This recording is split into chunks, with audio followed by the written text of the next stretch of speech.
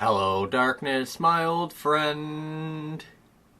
You've come to talk with me again. Sens lose 7-5 to the Florida Panthers. Just when you think, boy, I could get used to this winning thing, they smack you over the head with a loss. I asked for a bounce back after an ugly performance against the Panthers last Sunday, and what I got was a half-hearted bounce back. There were some good moments, and a lot of bad. In the end, though, no matter the good or the bad, the Sens had the same problem they always have. They couldn't play any defense. But, as always, before we get into it, lineup changes. Despite being winners of 2 straight, the Sens did make a change to their lineup as Christian Jaros drew back in. With Jaros in, Chris Wideman drew out, Max McCormick was the other healthy scratch, and Andy got the start and goal. In the early going, with former Sen Mike Hoffman making his return to Ottawa, it looked like the Sens would make Hoffman's and the Panthers' night very difficult. Less than 2 minutes in, Christian Jaros hits Matt Duchene streaking through the neutral zone with a filthy stretch pass. Duchene knocks it forward and picks it up again at the neutral zone, going backhand-forehand before roofing it over James Reimer to give the Sens a 1-0 lead. Jaros with the stretch pass, Duchene with the finish. Holy man alive, what a goal. While most fans were likely gushing over the goal, one guy who probably wasn't was Chris Wideman. Wideman looks like he's in a position battle with Christian Jaros for the 6th defensive spot. Jaros is a defensive defenseman, while Wideman is the offensive guy. If Jaros can keep making passes like that, and continue to show that he can break the puck out, we may never see Wideman again, barring an injury or suspension. As a fan, I have to admit, I'm not too worried about that. All I care about is nice plays and winning games. Whoever it takes to do that, that's all that really matters. If it's Jaros, Wideman, or someone else, so be it. Just play well and win games. Unfortunately for Jaros and the Sens, after putting the hero's cape on early in the period, Jaros had to switch the hero's cape out for a set of goat horns a few minutes later. Jaros tries to reverse the puck.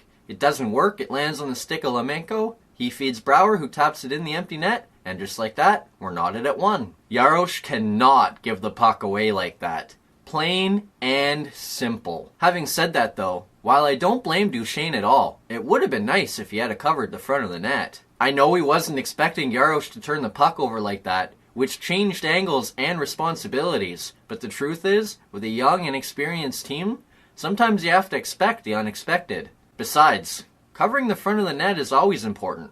Why not just do it as a default? As for Jaros, I'm not exactly sure what happened here. On the broadcast, you can hear Anderson yelling at Jaros to go hard around the boards with the puck. But right before he does that, there's another voice that you can't quite make out. Was it a Panthers player telling him to reverse it? Maybe. If that's the case, he just got straight up fooled.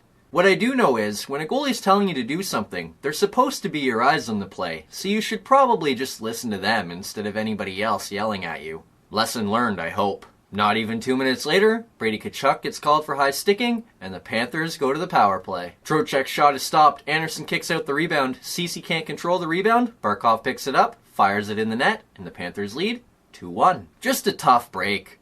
Barkov shouldn't have been anywhere near the puck, Anderson's rebound shouldn't have been a problem, but it bounced around in the skates of Cachet, and that's what gave the Finn an easy goal. I'm gonna say something, and in Ottawa, this might be met with a lot of thank yous. But it could also be met with some shut-ups. When the Senators drafted Cody Ceci in the first round of the 2012 NHL entry draft, they did so thinking they were getting an offensive defenseman. In reality, what they actually got was far from it. How does a guy who is supposed to be an offensive defenseman have such difficulty handling the puck? You saw it on this play. It bounced around in his skates before Barkov put it in. And there have been a couple other occasions this year where the same thing happened. And at other times, he has trouble handling passes as the puck seems to fumble around on them. It's just incredible to me that he could have so much difficulty. It leads me to believe that either everyone grossly overestimated the kind of player that he could be, or more likely, and probably closer to the truth, he's just severely lacking in confidence with the puck. Given all the struggles he's endured, and all the flack that he's received from the Ottawa fans, it wouldn't surprise me if that's the case. Cece's stuck in this endless cycle. His confidence is bad because the fans rag on him all the time, but the fans rag on him all the time because his confidence is bad and he makes bad plays. He is still relatively young, so hopefully he can start to gain some confidence, and the fans can then start to lay off him a little bit, and we can turn that vicious cycle into a beautiful one. I do like Cece, and I love that he's from Ottawa, but but we really need to get him to start handling the puck better. Speaking of CC, he was caught up on the third goal too, but this goal was far from his fault. Jared McCann picks up an alley-oop in the neutral zone, and with Max Lajoie going off in a line change, McCann breaks in on a breakaway, fires it by the arm of Anderson, and the Panthers lead 3-1. This is just brutal. Lajoie goes off in a line change, but doesn't show urgency to get off the ice. He turns to check to see where the puck is, but doesn't seem overly concerned that the Panthers have a chance at a breakaway. He continues going off the ice, with his teammates seemingly saying nothing to him. McCann gets the breakaway, Lajoie isn't sure whether to go off the ice or not, and that hesitation cost him, as he was too late getting to McCann. Come on, boys! You don't play well enough defensively to be giving up freebies like that. For the Sens, and more specifically for Lajoie, that's a tough goal to give up. Poor Max is going to have a lot of making up to do to Andy, who's letting Max live with him during his rookie season. Breakfast in bed, anyone? And it's funny how hockey works, too, eh? Ottawa scores less than 2 minutes in to take a 1-0 lead, and less than 10 minutes after that, they're losing 3-1. With time winding down in the period, Mike Matheson is called for hooking, and the Sens go to the power play. But before the power play starts, we go to a media timeout. When we return from the media timeout, the referee's in the penalty box talking to somebody on a headset. That's weird. Why would he be talking to Toronto? Then, an announcement comes stating that there had been a medical emergency and the final 3:37 of the first period would be played prior to start of period 2. According to CTV Ottawa, a 77-year-old man entered cardiac arrest during the first period and required CPR. He was rushed to hospital and was unresponsive when he got there. Suddenly, Ottawa's 3-1 deficit seems unimportant. Hockey is a game.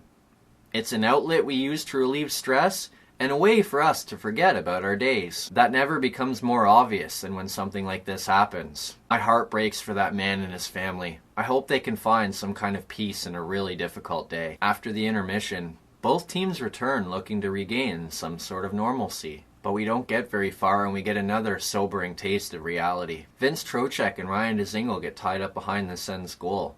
Trocheck's skate gets caught underneath him and it causes his leg and ankle to bend in ways they never should.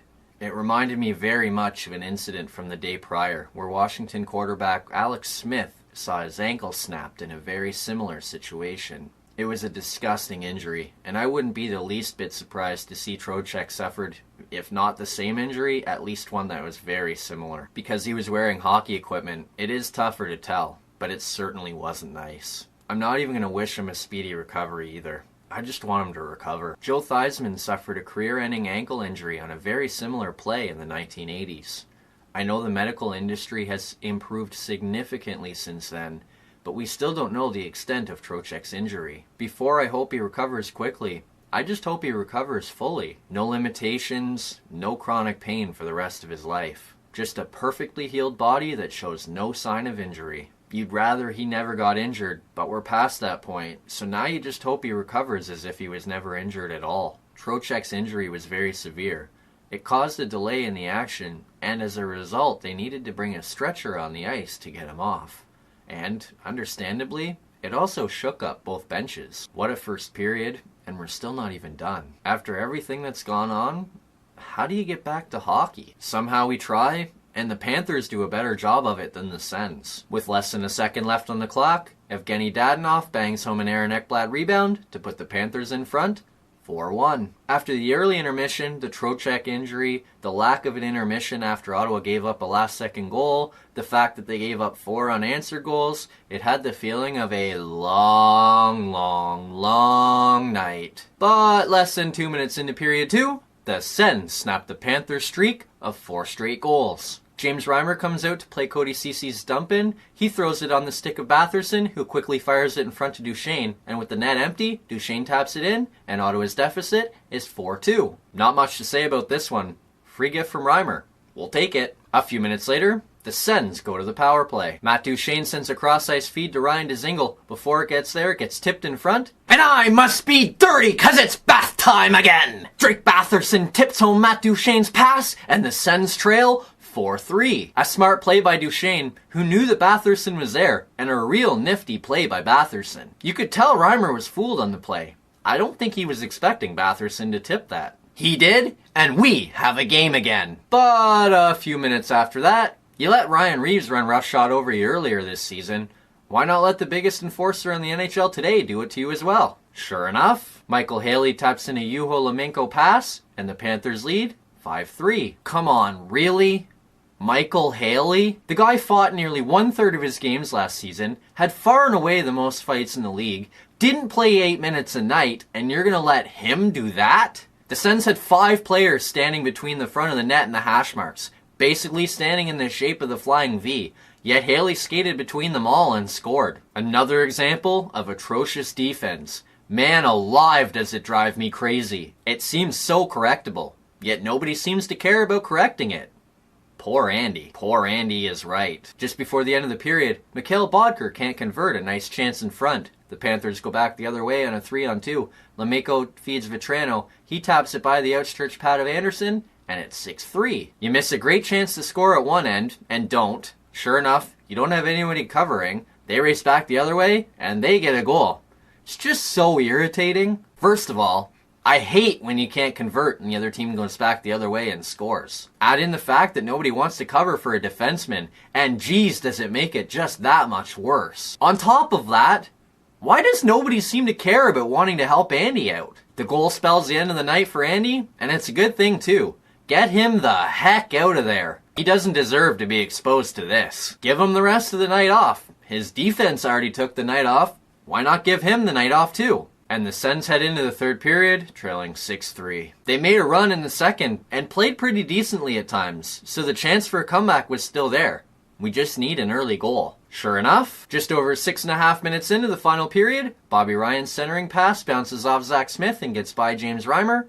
Ottawa's deficit is 6-4. Bit of a lucky goal, but Smith went hard to the net and was rewarded for it. So we'll take it. The Sens definitely took that goal and ran with it as well, as they used the momentum from that goal to get themselves another one just a few minutes later. Brady Tkachuk picks up a rebound on a Chris Tierney centering pass, and with James Reimer down and out, fires it into the top of the net to cut Ottawa's deficit to 6-5 with more than 10 minutes left in the third period. But with under 2 minutes to play, Matt Duchene's cross-ice feed to Mark Stone goes behind him, and the Panthers race back the other way on a 2-on-1. Lamenko feeds Hoffman, he beats McKenna, and the Panthers lead 7-5. Hoffman extends his point streak to 15 games, seals the victory for the Panthers, and makes sure to give an extra fist pump and a scream to the Sens bench. You asked for it, Hoffman gave it to you. You have a problem with what he did? Shut him up the next time you play him. Simple as that. Neither team gets much offense in the final minute, and the Panthers win 7-5. After a game like that, what do you even say? Let's just move right into good news, bad news. I'm going to keep the good news, bad news simple today, and they're going to be connected. While they aren't about hockey, I think it's important that we talk about it. Let's be honest, there's more to life than just hockey. The good news was that despite what was going on in the first period, both teams were able to compartmentalize it enough to at least finish the game. What happened in the first 20 minutes was a sobering reminder that there's more to life than just hockey. It mustn't have been easy for them to regroup and keep playing. Some people might argue that it wasn't fair to make them keep playing after that, but we have to remember that the truth is, hockey might just be a game, but it's also their job. Not every day at work is going to go well. In fact, through my days at work, I've seen people taken to hospital. I've seen people having to follow a blood trail to leave the building, and I've seen people having to follow a blood trail the other way to start their day at work.